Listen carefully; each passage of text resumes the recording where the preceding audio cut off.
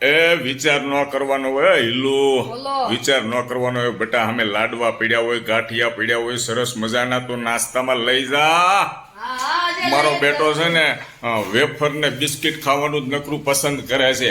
આ સાચો નાસ્તો છે, આ સાચો ખોરાક છે હિલ્લું. હા. મજા આવી જાય તને. અને તું આ 2 લાડવા દબાય ને, સામું જો મારી 2 લાડવા તું દબાવાય ને, એટલે તારે હાંજ સુધી ભૂખ ન લાગી. તારા પપ્પાની ગેરંટી.